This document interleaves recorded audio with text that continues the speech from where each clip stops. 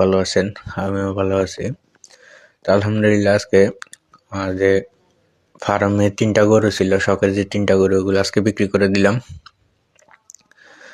তো এই যে আমার এই ৩টি গরুগুলা সকাল সকাল পার্টি গাড়ি নিয়ে আসছে, আইসা বলতেছে গরুগুলো বাইর করে দিতাম। তো এই যে দেখেন গরুগুলো বাইর করার আগে আপনার টাকা পয়সার লেনদেনের কাজ সেরে নিলাম।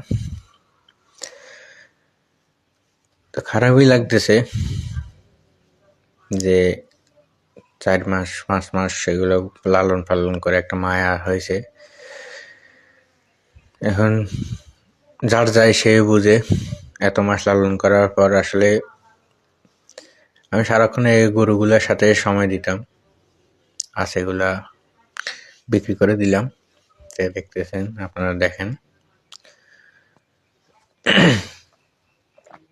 গরুগুলো যাবে হচ্ছে আপনার মাইজদি সোনাপুরে, ওখানে নিয়ে যাবে। তো আমি গরুগুলো আস্তে আস্তে রশিদ দিয়ে খুলে দিতেছি। আর যেহেতু এগুলো ষাঁড় গরু, এগুলো খুব লাফালাফি করছে, আপনারা দেখেন, ভিডিওটা উপভোগ করেন আর সাথে থাকেন।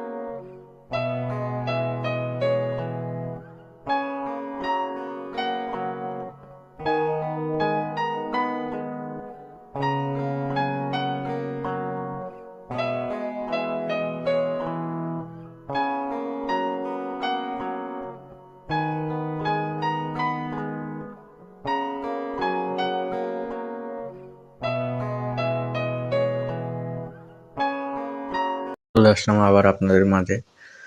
আল্লাহ দিলে সহি সালামতে ৩টা গরু গাড়িতে উঠাইলাম। দেখলেন আপনারা, এদিক ওদিক দৌড়াদৌড়ি একটা আছে, তো পুরো বাড়ি দৌড়াইছে। পরে জাকালা দিলে ৩টারে গাড়িতে উঠে দিলাম।